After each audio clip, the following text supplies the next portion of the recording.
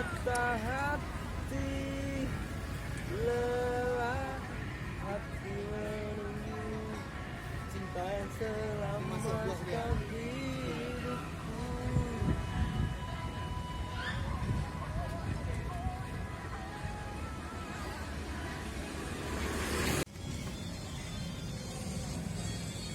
Malah Pak itu.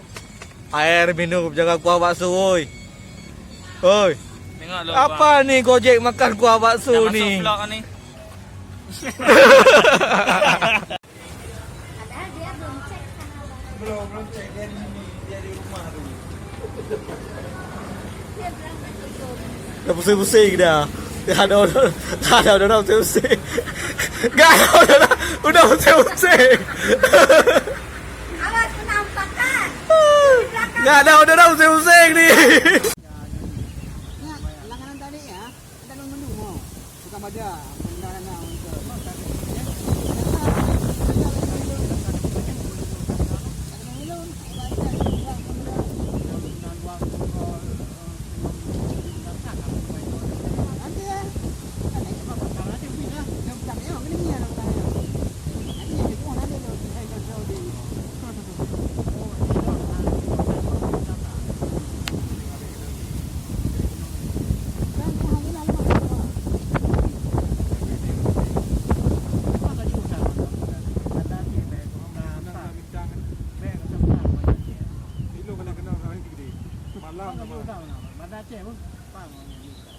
Nampak nerut Aceh Rayu.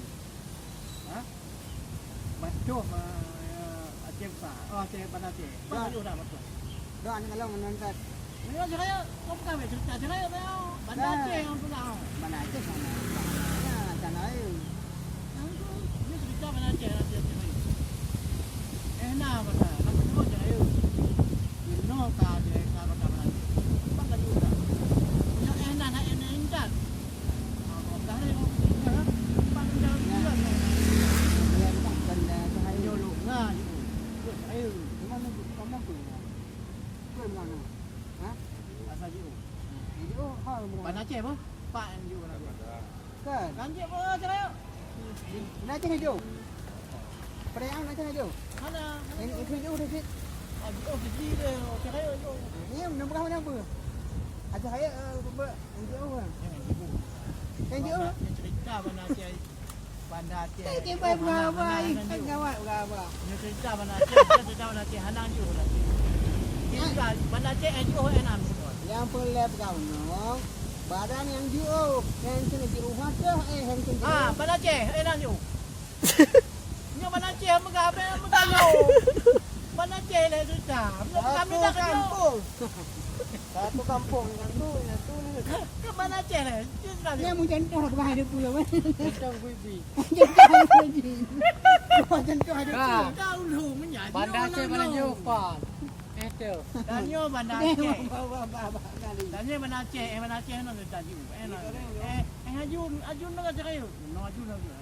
Ada men Bandar Aceh. Ya kalau jauh. Bandar Aceh paling jauh buat petasan ni pak. Pa. Lewat lu macam kena petasan lah. Ini paling jauh Bandar Ni Aceh. nak yo Bandar Aceh. Nanti yang pegang yang kan jauh. Nah, nak yo ha. Ai Pak Edi ha nya kan Paling jauh Bandar Aceh kan mana jauh. Yang lu begah Pak Edi. Dengan lu begah.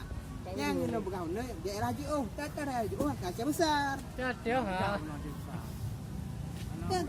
Yang jauh jangan lu. Ni belum lang baju yang Pak Uci. Yang ada culang dari pun le.